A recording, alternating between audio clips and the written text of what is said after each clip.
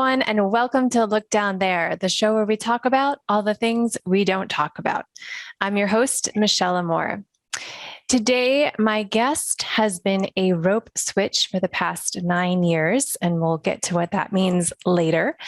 They have taught at places like Tie House and Devil Mask Society, and are teaching at the upcoming Into Pleasure, the virtual event on April 2nd, along with their rope partner, Icarus. I'm very excited to have them both here today. Please welcome from House of Bound, Lief Bound and Icarus. Hello. Hi there. Hi, my name is Lief Bound. My pronouns are they, them. And my name is Icarus, but everybody calls me Icky, and my pronouns are also they, them. Wonderful. Okay. So my experience with Shibari is very limited, but I'll tell you the first time that I saw it, like I had never really been interested in rope or constraints or anything like that. And then I went to this event in LA and it was so stunning.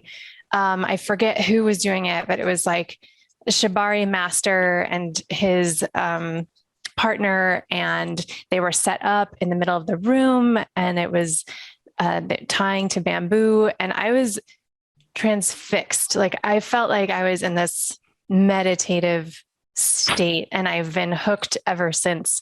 And then I came across the both of you on Shibari Study, and witnessing how you interact with each other is so beautiful. And I'm so grateful to have been witness to that. So thank you very much. But before we get into, all the nitty gritty, why don't you explain what Shibari is and how you came to it? Absolutely. I think we both are going to have different answers. So and also just to start off, I happen to be the person that ties, they happen to be the person that bottoms, but we see each other as equals. Sometimes when we are in scene, there is some sort of dynamic, but in terms of teaching, when you saw us on Shibari Study, we are very much like a teaching pair and both equals, and have our own beautiful, identities in rope and coming into rope and knowledge of rope. So, just very much in one of those rope tops. It's like the bottom is equally as important. Yeah. So explain for those that don't know what a top and a bottom is, and a switch is, and all that stuff. Totally. So when in terms of rope, and most of today, I'll just kind of keep it mostly to rope because that's what we're really here for. Rope as a top means that you are the one tying the person. And as a bottom, it means that you are the one being tied, essentially. It's pretty plain and simple, at least in rope. It's very clear who is the top and who is the bottom. Yeah, and then a switch is somebody who can both tie and be tied, sometimes in the same dynamic, sometimes with different people. And there are also in rope people who tie themselves, and they kind of live in their own category. Yeah, they're called self-tiers. So you don't necessarily need someone else to tie you, which is also really cool and unique to rope. Not unique that other kinks are not like that, but rope definitely is cool in that way. So, but rope, as the way that we see it, the way I see it, rope is an exchange between two people where one is being bound by someone, primarily. And I think it's different from most bondage because rope is used with natural fiber, and there is a significant amount of skill that goes into tying somebody and being tied. It's not as easy as putting on a pair of handcuffs and putting them to a bed. It takes skill. You have to learn, and you have to really commit a lot of time to the practice. Yeah. And there's a lot of history with rope bondage. It's really important. And you'll notice just language-wise, we say rope bondage. We don't tend to use the word shibari. Correct. Because even though colloquially, especially in the United States, people say shibari to mean this act of being tied and tying. They often mean suspension. They often mean a lot of things. Whereas we tend to use just kind of the language that we have. So we tend to translate things into English so that we're not misusing Japanese words. Rope is definitely something that started within the sex trade in Japan and within the sex industry. And so we like to make that distinction in a lot of the classes that we teach, is that, yes, it is a form of appropriation, but there's a long history of rope between Japan and the UK and the US, and the way that it's been transmitted through porn and through the sex industry. So we like give a lot of respect to the sex workers that came before us that turned rope into what it is today. And we kind of acknowledge that we want everybody to seek out a real understanding of the history to ensure that they're practicing in a way that is not disrespectful, and that there are a ton of Japanese and other BIPOC educators who do teach about the history and the implications of rope, and we really encourage folks to seek that out. And then I came into rope. I've actually always been fascinated with bondage, even since like I was a kid before like my sexualization was realized. Like I was really into superhero movies and medieval movies where bad guys would get tied up. Kind of the idea of bondage was always something that really appealed to me, even as a kid before I sexualized it. And once it was sexualized, I found rope bondage, and I was like, "Oh my god, that is something that I want to do." And it was actually as a young girl, I thought I would never be able to do because I only saw like skinny white people doing it, and I know that 13-year-old me would be, and I was a little young, but you know, everyone has their coming of age, and I'm Jewish, so that is the perfect age for coming. Yes. And so 13-year-old me would like lose their mind if they knew that like I was a rope educator and doing this full time. So that's how I came into rope, in loving it. And then in actuality, as soon as I went off to college, I was just shy of 19, turned 19. I found like a munch. If you've never heard of a munch, it is a non-sexualized kinky gathering where usually it's at a coffee house or somewhere, just like a random location, like at a mall. This one happened to be at a food court where I found other people. And I went in like 19. I was really cute. I was like, I want to be tied up. and like the rest is kind of history. How about you? Yeah. So for me, I actually was working at a sexual assault crisis center, which is an odd way to get into BDSM. But that was how I spent my time. I've been doing that full time since I was 18. And I ended up just doing a lot of like alternative sexuality exploration. Like, why are people into certain things? And like, what does the consent look like? And I ended up going to a play party at 18, again, a little young to get into the scene. And the first thing I ever actually watched was a negotiation. And that's when I was hooked. So it wasn't about the kink for me. The first thing I saw was just really explicit negotiation processes. And I was like, wow, that's really cool. And I actually got into rope as a substitute for ballet, which I did for many, many years. And I was looking for something that was more fun and more sexy than, than ballet, what it could give me, but still had that same idea of suffering for the beauty of something, solely for the beauty of it. And so that's how I got into rope, right around when they did as well. And then we met in Los Angeles a couple of years ago at a rope event. We've just been kind of clicked ever since. Yeah. I love it. Yeah. And I can see the ballet and some of the poses that you do. And I think there's definitely a lot of crossover between ballet and bondage. Just like you said, like the art of like suffering the pain for the beauty, for the sake of the beauty. That is ballet, right? Yeah. People kill themselves. Their toes get damaged. Like their bodies are wrecked for life from what they do. And honestly, same rope. If you do rope for long enough, your body is going to show signs of it. Yeah. Yeah. So you were mentioning the skill and the talent that you need to do to be a top and to tie. But what about the skill as a bottom, as a receiver of the tying? Absolutely. I could just say like first from like a top's perspective, like you're also a switch. I am a switch. Yeah. Like I do get tied too. But like knowing rope will keep you safe. Like knowing what good rope looks like keeps you safe as a bottom. If you go into a party and you see someone suspending, as long as they don't drop that person, you think, oh, that's safe. When in actuality, the things that you might be seeing are very unsafe and are one step away from somebody falling to the ground. So understanding what good rope looks like or what like safe rope looks like. I mean, nothing in rope bondage is safe, but relatively safe is really important to empower yourself as a bottom, to know the warning signs of someone that doesn't know what they're doing and hasn't spent the time to master the craft. Yeah. I know for myself as a bottom, I've been in a lot of different rope. And in the beginning of being a bottom, I thought a lot of that rope was really good. Me too.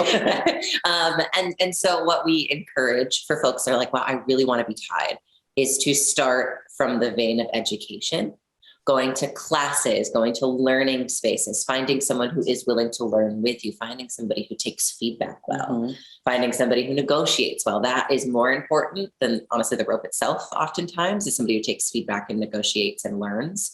But it's just important that you are just as knowledgeable about rope, even if you don't want to tie, knowing what safety looks like, knowing what good tension feels like. And there's also a lot in rope bottoming. I bottom for a lot of things that don't require as much knowledge. I've got really extensive knowledge on nerves and anatomy and different risks that can occur from different, physical things that we're engaging in. And then different ways that I can check in with my body while I'm in rope.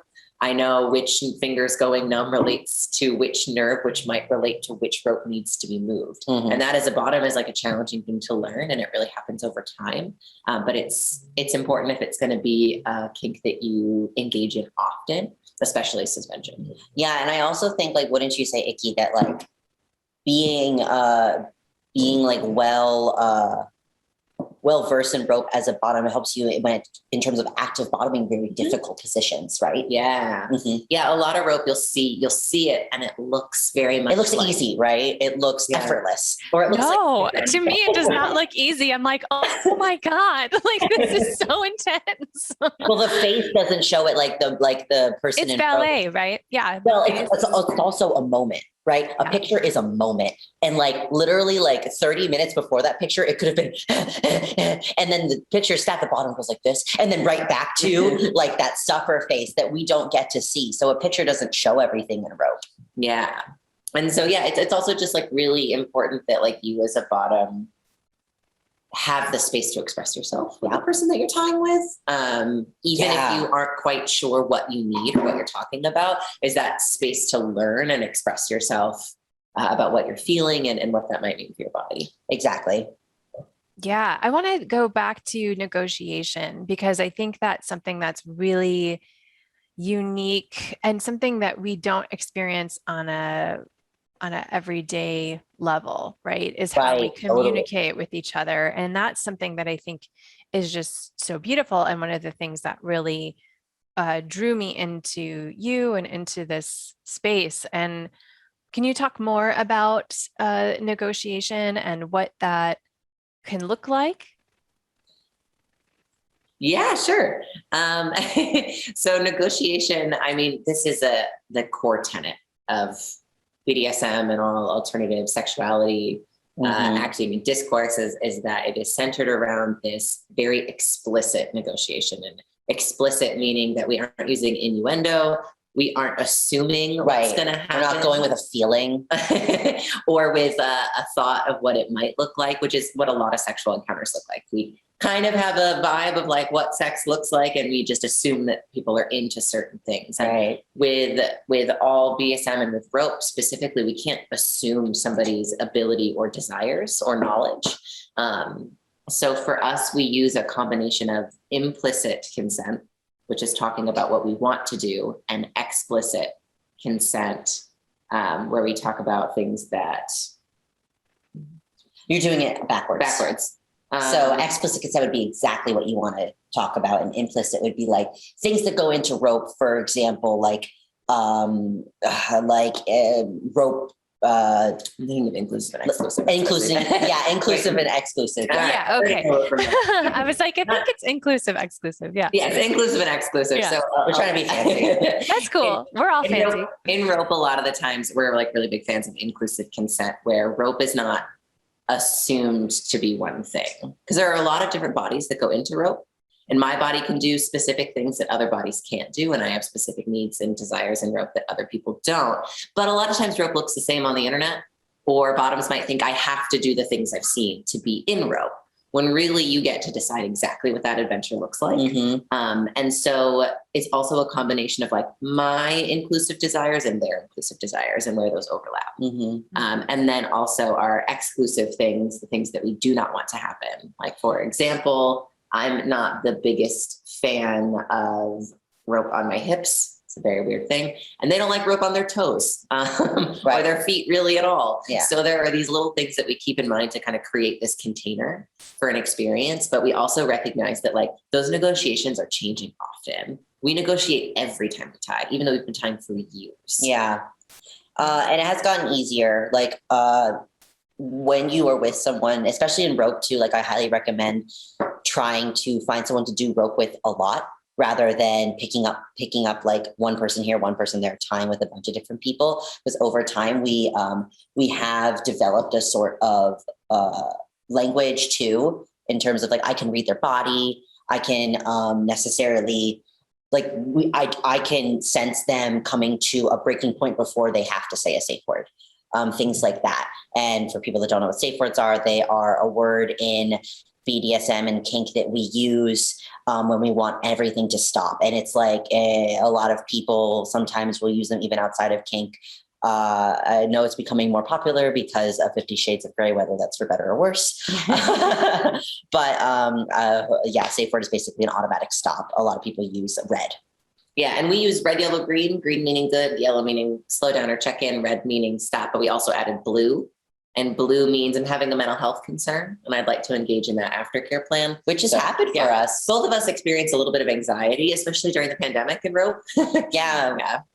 Rope is also like not always easy for us, even as professionals. Like we have days where I literally put them up and the first second they go up, they say, actually, I can't do it. Never mind. I can't do this today. Yeah. And we engage in aftercare after that. Mm-hmm. Yeah. Yes. Yeah. Because every day is different. So every negotiation is different. Your body's different. Your mind's different. You have different needs. I have like 1,000 questions I want to ask. So I'm trying to stay on track, but aftercare, you just mentioned, talk a little bit about that. Totally. Aftercare means, so like when we are engaging in kink, we are generally engaging in very heightening play. We are engaging in pain. We're engaging in maybe some sort of psychological humiliation or something like that, where we're going to feel things afterwards. And like, not to say that sex cannot bring those things up, but kink more so does because it's intentional. Like we are intentionally bringing up fear. We are intentionally causing pain. Therefore, someone needs love after something like that. And I know as a top, I want to care for the person I just hurt. Even though we both wanted it, I love to care for a person after I put them through something painful like a rope suspension. And so it's something that is pre-negotiated. That's something part of our negotiation. What do you need for aftercare? And a lot of the times it's snuggles. A lot of the times for us, we love to talk about what happened. What was your favorite part? What was your least favorite part? If feedback is so important in rope, if you aren't getting feedback in your rope journey, you will never get better. You will just stay the same. And depending on where your skill level is at, that probably is not the best thing. I think the reason why I got really good at rope is because of the feedback they've given me over a few years. Yeah. And I remember watching you and Icky was like, I want candy at the end.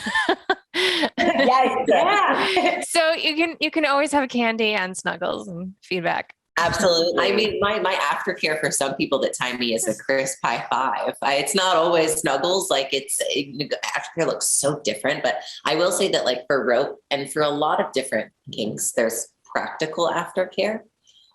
So like after certain ties, like my shoulders might feel tender or sore, or so there might be things where, and for them for aftercare, like rope can really damage your nail beds. So I will give them a little hand massage and do cuticle butter on their nails as a form of aftercare for them for having tied me. So there's like little rituals that people can build in that not only take care of you emotionally, but physically. And I think that 100% of the time that should include a debrief about how things felt. And that should generally extend beyond that one moment together. We live together, so it's very easy for us to check in after a few days. But if you don't, like texting, follow-ups, just making sure that that person is still feeling that way, because emotions do tend to shift after a couple days after that crash of those dopamine and good chemicals that we get during that kind of play. Yeah. Mm-hmm. Yeah. And I think it's important to mention or to call out that aftercare is for both of you. It's not just for the one who's being tied, but that the top is getting the aftercare as well. Absolutely. Oh, yeah. 100%. Yeah. And you mentioned safe words. And I know that I've seen you before with things in your mouth and your face is tied. And so it's not always so easy to use a word. So it's important to Yeah. have, you have verbal cues and also nonverbal cues, like a nonverbal safe word. Mm-hmm.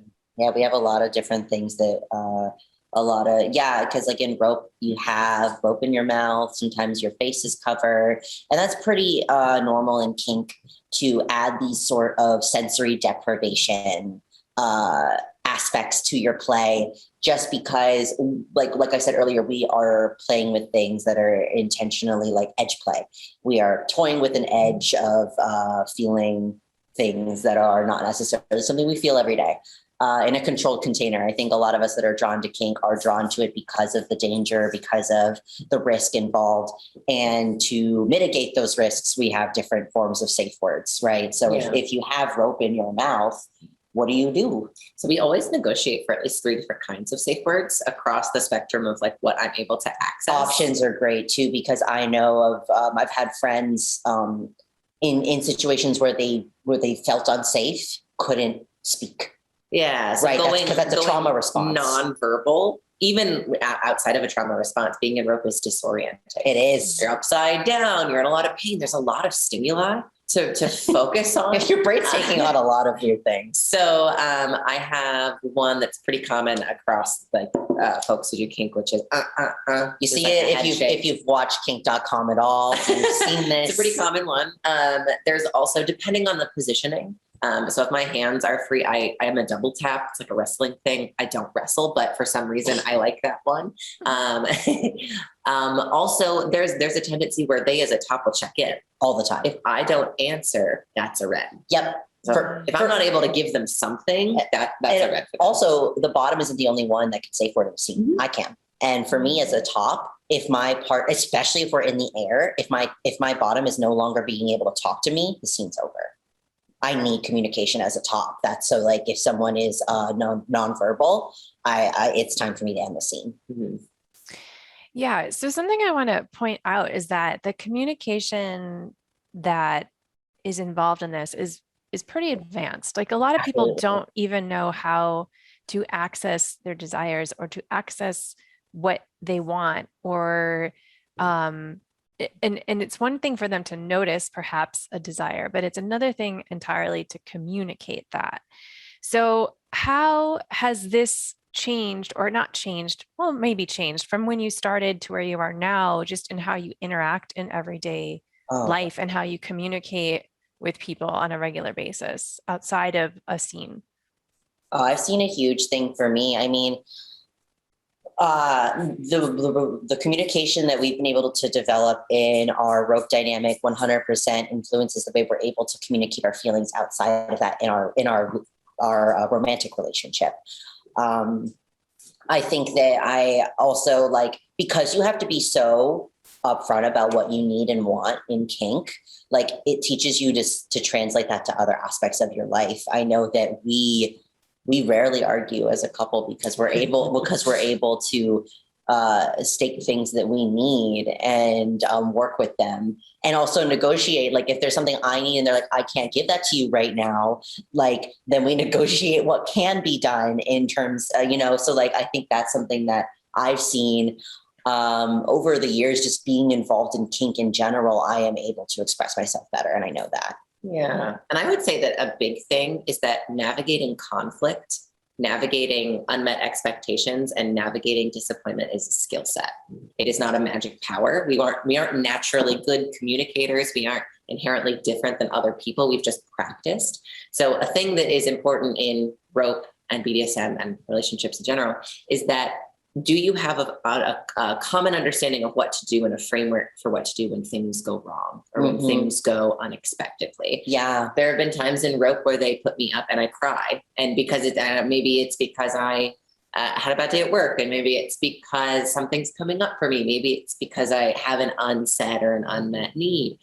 And what do we do? Let's say when a rope scene doesn't go as planned. Right. That is a framework that we built together that we're able to navigate. And that's not an if, but when. Like, when does a scene go wrong? I think that's another thing, that being involved in kink so long is I am set up for things to not go as planned. I never go into life thinking that like it's always going to go great. So therefore, my expectations when something wrong happens is like I don't freak out. I have like I'm able to meet that unexpected result with a lot more clarity and a lot more what can we do? Yeah. Your pivot skills are right on. Yeah. Not perfect, but like at least a little better. Yeah, no, I feel you in that. Because I'm in entertainment showbiz, so it's like, nothing is going to go correct. Like I have let go of that a long time ago.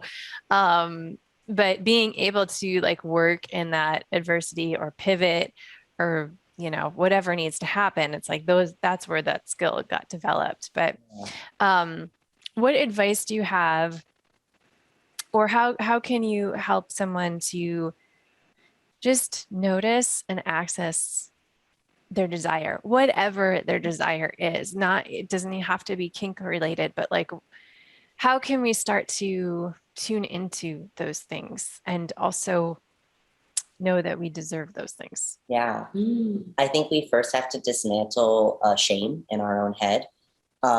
Shame is a huge monster that stops us from exploring our true selves, from getting what we want, because the shame tells us that we don't deserve things, especially in kink. Like, I know that I played with shame a lot, and that's helped me overcome that part of a little bit. I still avoid shame. Like I said, big monster, definitely not defeated yet, but trying to unpack shame in a healthy way so that like when I want something, I feel like I can say it, rather than like, like if you need affection from your partner and you're not getting it, shame will tell you like you're not getting it because you don't deserve it, rather than you just speaking the simple words like, I need love, I need cuddles. And your partner goes, oh my God, come here. Like, I didn't know you needed that because you didn't speak what you needed. Yeah. I would say for me, I think in terms of accessing, the reason that I like rope bondage, one of the many reasons, but one of the main reasons is that it is a form of, sorry, we have a dog who's trying to come on in. It is a form of like sensual meditation. Mm-hmm. So rope is my favorite form of bodily mindfulness that I get to access. Because for me, I definitely like loud brain, anxiety brain, very busy work brain, doesn't really leave a lot of room for a deeper exploration of like, what do I want? So rope allows me to have a little bit of that, because I really do you just have to focus on your body. It's a lot going on in the body. I experience that too, especially like as I go through my transition as a trans person. I find very little time where I'm present in my body. And rope gives me that opportunity to actually exist in my own human flesh suit, which is nice. And I know sometimes for me, you have to set up a container for speaking your desires. Mm-hmm. It doesn't necessarily have to be with another person, though I do think that can be really helpful. It can be with yourself, but like more, just as important as speaking them is like setting up boundaries for how you want yourself or others to respond to them. So sometimes we have a practice, which like we navigate relationships outside of rope. So navigating like a sexual relationship in a pandemic. Oh boy. Right. With, decreased like capacity to engage. We have a rule where if anybody is feeling like they would like to engage in any sort of intimacy, we just state that. Yeah. Like, and then we high five. Yeah. Like, because sometimes we ran into an issue where like, I was feeling like I wanted to have sex, right? Like simple, like I wanted to have sex, but I was scared to say it because I knew that they weren't in the mood because pandemic and everything is stressful. And so I would just harbor that. It would grow in this weird little monster in my head. And so, we made the rule where like we both can say it and we congratulate each other for speaking our desires. Yeah. We're like, cool. I'm so glad you're feeling that way. I would be like, I'm horny. And they'd be like, nice. Yes, I love that. I love that so much, because just speaking your desire doesn't necessarily mean that there needs to be action taken. Absolutely. And I think that's the thing, is that we whether we're hearing a desire, we're speaking desire, we're like, okay, let me get it. And how do I get it? And how can I give this to you? And it just becomes like wanting is enough. And just expressing wanting is enough. And we don't really get to do that or like practice that skill. So I love that you do that and that you high five afterwards. It's great. And we also both have many desires that we've spoken that we have no desire to act on. Yep. There are so many fantasies that we both have that I'm just like, that is too complicated. Or I like that better in my head. Yep. Yeah. All of the variables. So, but it's good to know those things. Even if you don't have a partner to high five you, writing them and then treating yourself well afterwards, or like you said, kind of slowing down and just experiencing the wanting, experiencing the desire. And there are also things that I thought that I desired that I tried and then I didn't like, which is also very fine. And giving myself permission to not like something, giving myself permission to be disappointed, giving myself permission to explore and not always find, exactly what I was looking for. Is a really, really important part of it. And to have a partner that's supportive of that can be really helpful.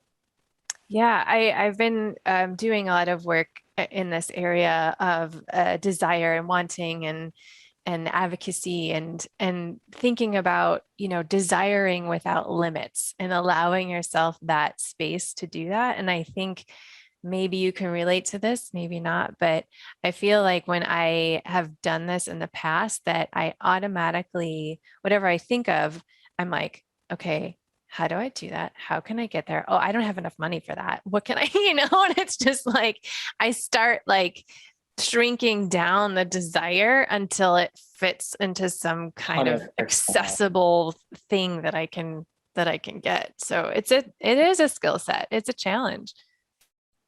Yeah, I agree. I do that too. Yeah. So do you find that this is empowering to you? And if so, how would you define empowerment? So empowerment in rope specifically, I 100% find it empowering as a top. So like I'm 5 feet tall. I'm a very small person. And I actually was like exclusively a bottom before I picked up rope. And once I picked up rope as a top, I actually found my power. I found the thing that I thought gave me a lot of value and a lot of something I was really good at it. Because it's not easy. Like being able to tie rope is extremely hard. It takes a lot of time and effort. And so like when I got to the point where I felt that I was good at rope bondage, I felt empowered in a lot of different ways, especially as like a trans person entering into a primarily heterosexual endeavor. It was very empowering. And also I will say that like being able to give someone freedom and give someone like release is super empowering. So it is very much empowering. Before we get to Icky's answer on that, I know you said that rope really helps you get into your body, feel into your body. But do you ever feel, because it is so complicated, that you're just up here in your head and thinking, and it's technical and you're just in that moment? How do you recognize that and then bring it into your body in those moments? This is something that I teach people. It's something that I have so far overcome that I've kind of actually forgotten how I did it. But basically the way I say it is you want to get rope out of your head and into your hands. You want to know something like, so I would practice knots in front of the TV. Like I'd watch my favorite TV show and I'd practice single columns on my own ankle. And I would do it so often where I could do it and then do it with my eyes closed. And then I could do it again. And it's like dedication and time. And once you put in the dedication and time into getting it, because it 100% starts all up here. It does. It's so hard to grasp. But once your body knows it, kind of like a dance routine or anything, like rope is that. Rope is a pattern that if you memorize that pattern, it's no longer in your head, it's in your hands, and your hands know that pattern. And once your hands know the pattern, your mind can focus on the person in front of you. Nice. Thank you. I wish it was like something magical, but really is for No, me. it makes total sense. Dedication Yeah, I and love it. time. Like Yeah. put it into your hands. It's great. Yeah. Yeah. What about you? What empowers you? So for me, empowerment in terms of this thing that we do, I really love finding out for myself if something is empowering or not, as opposed to what I've been told. And I think that's always been my thing. I'm drawn to BDSM. I'm drawn to rope because I like to find the edges of something. So I wanted to find the edges of human sexuality, like what is in the weird, dark, dusty corners, what is good, what is bad, what is the definition of good and bad. So I liked to just take a deep dive and see for myself, like what are all of these different things about, and why are people drawn to them, and why do people stay, and why do some people only do them for a short period of time? So I think for myself, like true empowerment in terms of sexuality and embodiment is just making your own choices and not being afraid to go explore what those things are. And some things I've explored and go, oh, that is not for me. That one is still just not for me. And some things have really been for me, and rope was one of them. And I really I enjoy things that are imbued with some overt sexuality that I cannot hide, because we spend most of our time doing that. Yeah. Especially as trans people in, visibly trans bodies, there is often a message to put those away. And so I love the idea of, for me, rope especially is a way to let go of the things that I struggle with on a day-to-day basis, which is not wanting to be seen and wanting to be in an extreme amount of control, which is just like everybody has their things, their things with their work and their life. And those are the different things that I, on a small level, kind of struggle with in my day-to-day life. So rope is definitely a place where I can't hide. And I have an immense amount of control, especially when I tie with this person right here. People see us and they think wow, you just really let go. And I do let go in some ways, but we've built an entire relationship of me being one of the loudest, mouthiest bottoms, with the most requests and requirements. But that's the rope practice that we've built, and they've been so accommodating in that so that I can let go and feel safe. Yep. And so, yeah, that is empowerment for me. And it's why I find rope empowering. And I just, a bit of an exhibitionist. So that's why we love performing.